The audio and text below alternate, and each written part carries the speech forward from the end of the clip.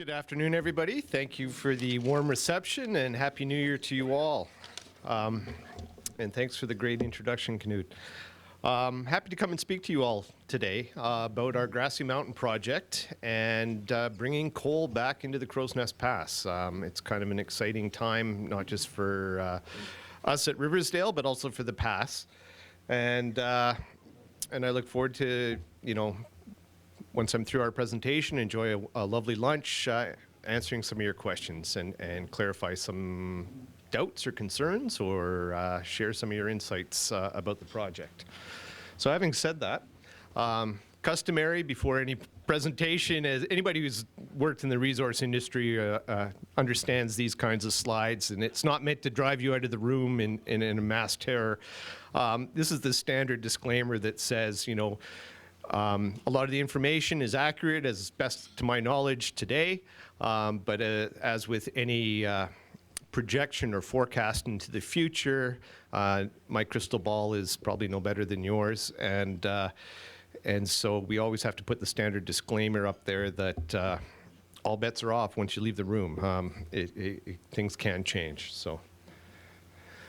Just to orient you a little bit, I know everybody's quite familiar with this part of the world, and I'm sure all of you have been to the pass, but just to give some perspective as to where we are situated, we've got Lethbridge, and of course we're talking about the Crowsnest Pass along Highway 3, sort of west and a little bit north of Lethbridge, and towards the BC border.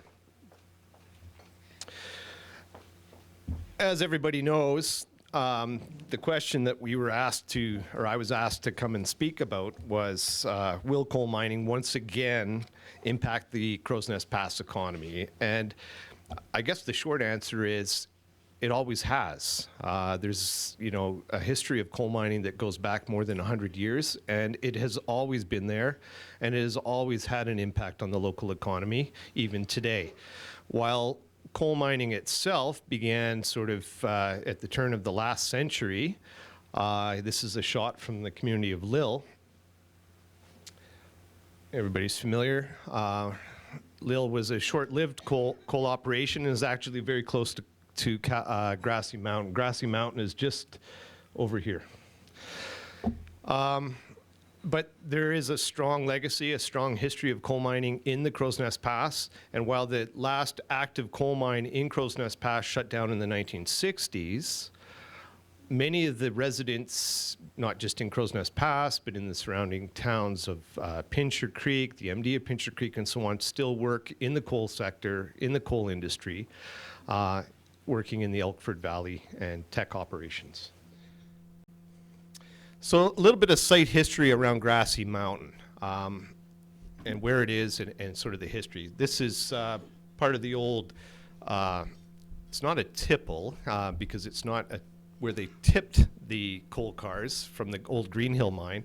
They actually had a really neat, if you've ever gone in here and seen it, it's kind of neat the way the cars came in and then they actually rotated the car, dumped it, and then rotated it back and out it went. And it's kind of unique. But this is where the loadout was for the old Greenhill mine that ceased operations in the 1960s.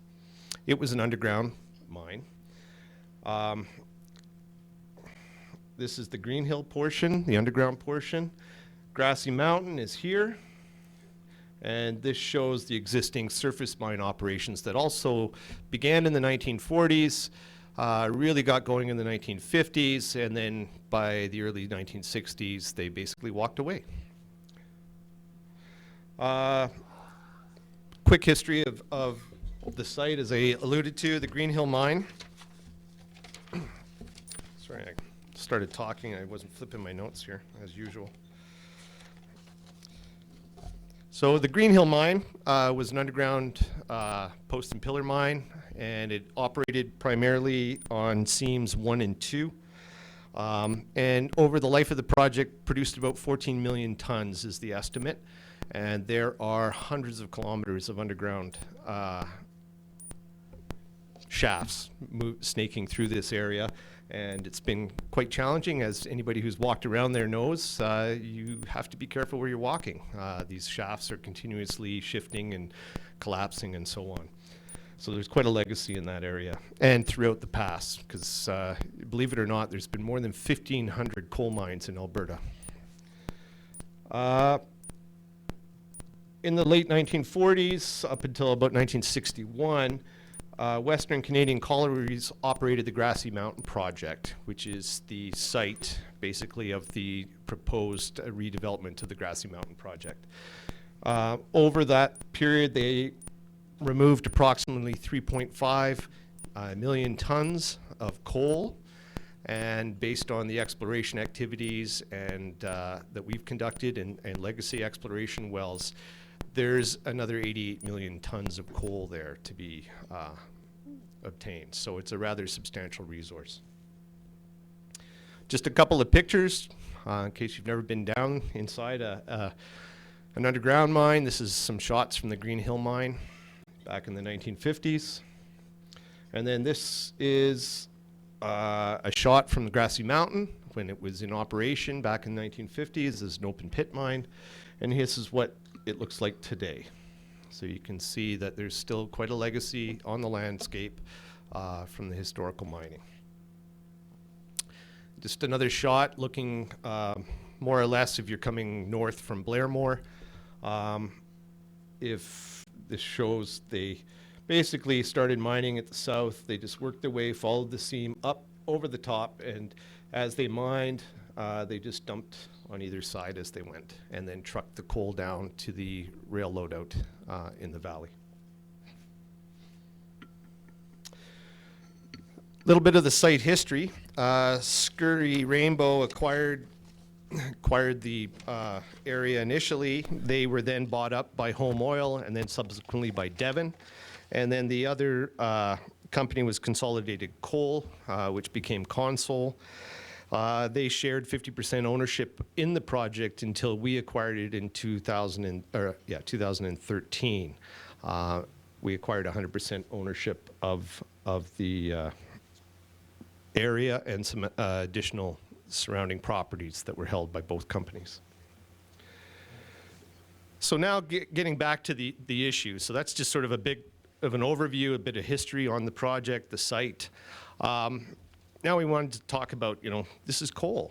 We all know that it's a volatile topic, and it triggers, as with any resource development, particularly in a part of the natural world like we're in the Crowsnest Pass.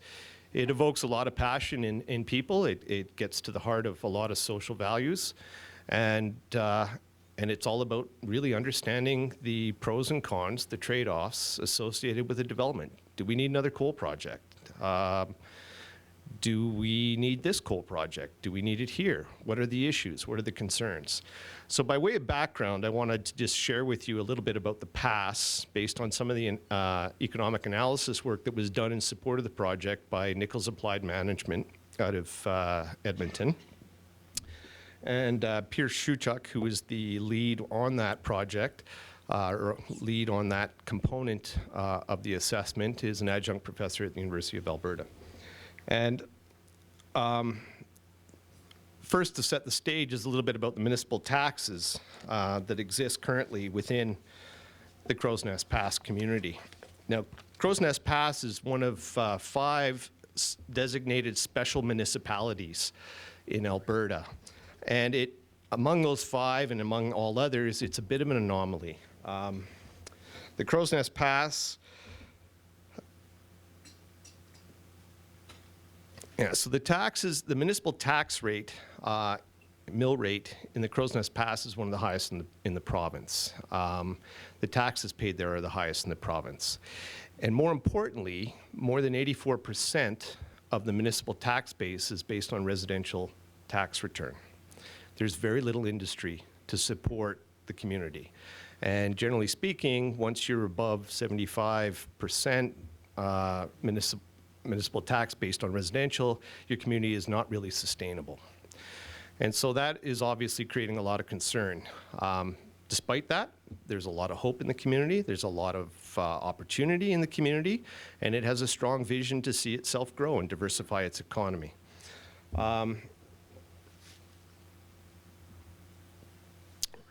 And this just illustrates the point I'm saying, that Crowsnest Pass, when you look at the province in general, is an outlier. It is, from a tax basis, it needs something to help stimulate its economy because it's not sustainable right now. Added to the property taxes is sort of this vision. And of course, many people talk about a vision, many communities around the world, but certainly in Western Canada, have a vision of developing as a tourism destination and recreation. Very good ideas, very good vision, and we totally support that. The reality is that when this vision came out in their development plan in 2001, very little has happened since. Businesses continue to close, population is decreasing, and there's something needed to stimulate that growth. And not that the mine is going to be that stimulus, but it can help. And we can talk a little bit later on how that can happen. It's believed generally that tourism will stimulate the economy, that it will lead to new jobs and new opportunities. And the reality is only about 1% to 2% of the tourist dollar is spent in the Crowsnest Pass. The most popular daytime destination, the Crowsnest Pass has very few overnight stays. Most of the people that come here are day trippers en route to somewhere else, Waterton, Fernie, what have you. The most popular daytime destination is Drumheller. It gets about 15% of the tourist dollar in Alberta. And part of the issue we have is it's a fixed pie. There's only so many people and so many dollars to spend on tourism, and every community wants to develop it. Crowsnest Pass is in a situation where it's competing with many others for the same dollar, whether it's Banff, Canmore, Drumheller, Waterton, Fernie, United States, and other destinations. So even doubling our current rate of 1% to 2%, is that enough to help sustain the community? And those are questions that I think I don't know the answer to, but are definitely ones that need to be posed. Having said that, I think it's still an admirable vision. How do we support it? How do we get it moving forward? To put it into perspective, the municipal taxes that will come from the Benga Rivers Grassy Mountain project opening up to the Crowsnest Pass would be the equivalent of building 9 more Canada hotels. And so to represent the magnitude of what this project means to the community in a tax sense, which is a measurable quantity, we would have to construct 9 more Canada hotels and keep them full and busy in the next 20 years, 25 years to, well, basically in the next 4 years to meet the same kind of tax revenue that would come from the proposed project. So there's part of the economic case. It's not the whole picture though, right? Tourism economy comes with a few other hurdles. Generally speaking, and this is where we get into the social values and the social context. Tourism, while it can provide a lot of jobs, they're often not the same quality of jobs that come with industry. They're not as well paying, they often don't include benefits, and quite often for families living in a tourist community, property values start to go up, and without the high paying jobs, they may be forced out. And we see that. We can look at examples in Canmore and elsewhere where communities that have developed into more tourism towns, the local population ends up having to be displaced. And that's not necessarily a view or value that many in the community support. So now we're starting to move into some of the social impacts of different visions. The key there is where the project can help support that is by diversifying the economy, still offering some of those high-paying jobs and allowing many of the families in the community who have lived and worked in the coal industry to still remain and keep their families there, work close to home, and benefit from having good jobs where they're not forced to move and relocate. So, how will the Grassy Mountain project impact the Crowsnest Pass economy? Obviously, there's a number of factors that were considered in the economic analysis: employment effects, population effects, housing effects, social infrastructure, income effects, and then, of course, taxes and royalties. Now, I talked a little bit about the taxes already. Employment. Grassy Mountain Project will employ 395 direct full-time positions once it's in operation.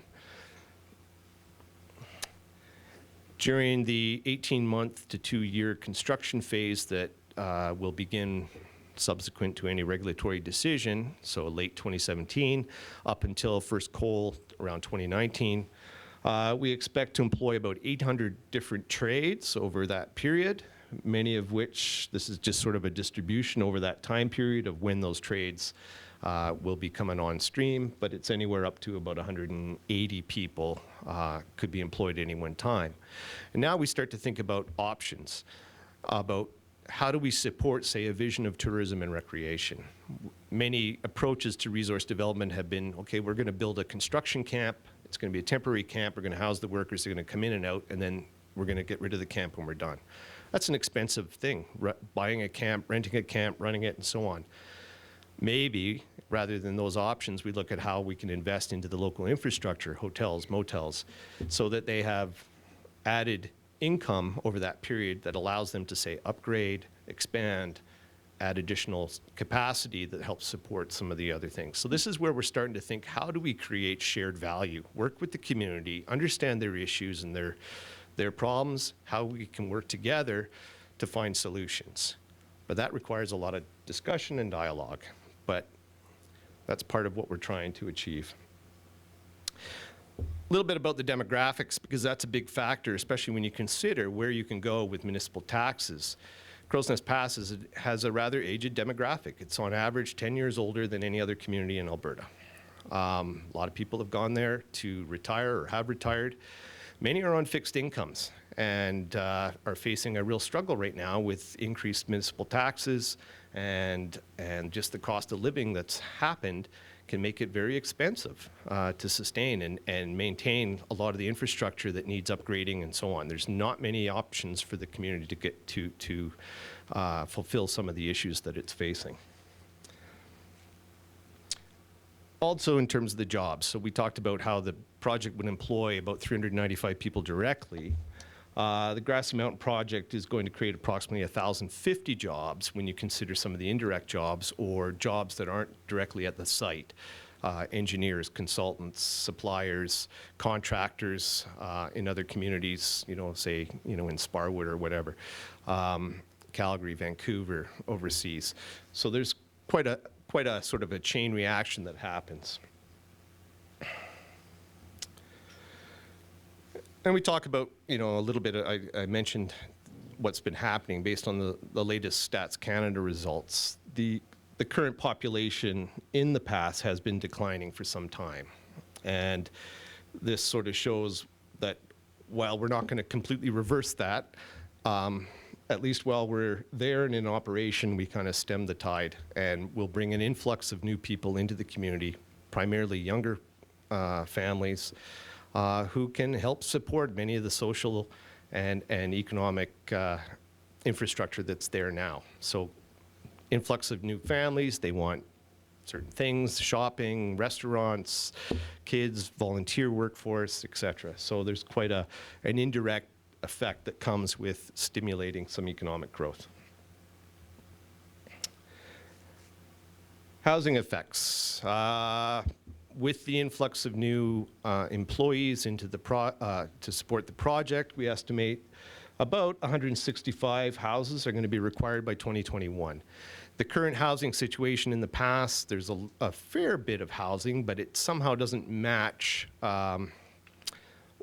what the need is going to be. Many of the houses are in disrepair, need some major upgrades. There are new development areas being constructed, both in the past and in surrounding communities. So there is, a lot of potential to meet this demand and to stimulate some of the local economy in the same time. Social infrastructure requirements. Based on our analysis of the current infrastructure, both in the past and in the adjacent communities of Sparwood, between those two communities, this is sort of what we think to support the 610 people employees and their families moving into the area, this is sort of what the impact might be in terms of social. So sort of that trickle down that starts to happen.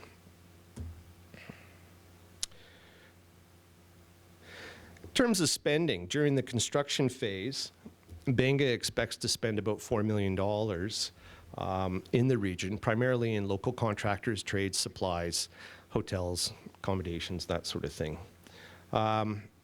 During operations, we expect that number to increase to about 25 million. A lot of that is going to be through wages for the employees, contractors, and other goods and services in support of operations.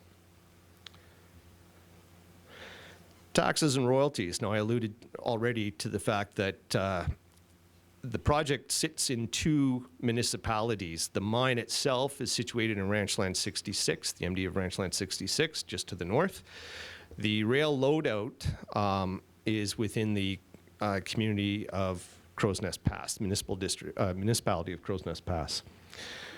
The expected municipal revenue to Crowsnest Pass is about $465,000 annually, based on current mill rates and sort of today's dollar. That's the projection. Greg, correct me if I'm wrong, I think it's just shy of $1 million is the expected tax revenue for the mine itself. I think 900 and something thousand to the MD of Ranchlands. So that's municipal revenues that would come in. Now, of course, one of the situations we face is that where the mine is situated, many of the social and economic impacts are going to be felt within the pass itself. And so we've been working very closely with both councils and both municipalities to try and discuss those issues and see what kind of options we have to try and balance those impacts between the communities. The project's expected to pay around $195 million net NPV in royalties. Now, those numbers change and could change again depending on the current royalty review that's undergoing with the province. Benga is expected to pay about $140 million in income taxes to the provincial government over the life of the project, and about $210 million to the federal government in terms of federal taxes. These, again, don't include income tax from employees and so on. So I know I'm getting close to the end here. So the last piece I wanted to sort of give you before we break for lunch and then questions is give you a little bit of background about the project itself. One is the Grassy Mountain Coal Project is not a thermal coal. We're not using this to generate energy. So any questions about energy and thermal power plants, yeah, no, that's not me. This is a hard metallurgical coal, hard coking coal used for steelmaking process. The mine permit boundary, which is on this outlined in blue, is sort of an artificial boundary for evaluation purposes so we can get an idea of where impacts are, just to put a boundary around, okay, everything's sort of within this box. The footprint boundary, though, is a subset of that. The actual footprint of the project is about 1,582 hectares, so just over 3,500 acres. About 50% of that is on private land, and more than 20% is existing disturbance. That probably about 25% is existing disturbance legacy from the previous mining activities. The production is about 88 million tons of metallurgical, high-quality coking coal destined for overseas steel manufacturing market. Those markets are still being determined, but we've had very positive feedback from a number of interested manufacturers, both in South America and in Asia. And so that's the situation there. We estimate about 4 million tons per year over a period of up to 25 years. It may be a little bit shorter, it depends on some of the final modeling results and estimates of coal reserves. There's no tailings ponds. All of the material from the mine, the waste material, is going to go back into the pit, and we're going to use a saturated backfill, and it's part of our strategy for managing issues like selenium and water. There will be 2 rock tailings piles, one in the north and one in the south, and water management systems around those to capture any water runoff to, again, manage issues like selenium, put that water back into our saturated backfills for treatment. Any water coming through the mine design was designed with water management. The pit design was made with water management in mind, so that the water flows through the pits, comes to a containment pond, and before it can be released, it has to be tested and meet all quality standards. And these are some of the lessons we've learned in watching what's been happening in Elkford. And one of the things we did right from the get-go was in designing our pits, not to do as they've done in Elkford, where they piled them in the valleys. And you have creeks running right through the rock, and so you have selenium running right out into the main streams, right? So we're learning and we're improving. There hasn't been a modern coal mine built here in 30 years, so we're really starting to move things forward. The proposed rail loop is right here, adjacent to Highway 3, along the lower 9 holes of the existing golf course.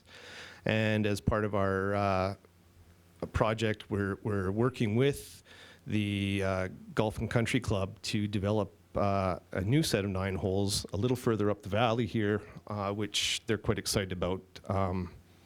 It'll be substantially improve the look and play of the course. And the loadout facility itself, the coal, there's no stockpiles, so anybody who's remembering the old days, and I can remember even, of piles sitting by the railway, we've got a very different situation here. From the mine processing facilities here, covered conveyor brings the coal down to a loadout facility where it's loaded into a train and then shipped off to Vancouver, West Shore terminals, to be transported to the overseas market. We estimate about 4.8 trains per week, and I think it's 250 trains a year is the expected increase in volume in train traffic. And those are sort of the highlights or high points of the project. And of course, as with any project, the offside, I guess the other side of the coin that we're evaluating is, of course, the environmental impacts. And that, I'm sure, will be a big topic for discussion this afternoon. But as part of our EIA, as I said, we've done a lot of work in evaluating the potential impacts and mitigating any impacts associated with the project. And we believe that all of the environmental issues that we face are manageable. And that, you know, when we evaluate the trade-offs for the project, that we think that this is going to be a really successful project and enhance the value of the Crowsnest Pass and make it a better place. Okay. All right. Thank you, everybody. I think we're going to take a break here and enjoy our lunch, and I'll be back for any questions.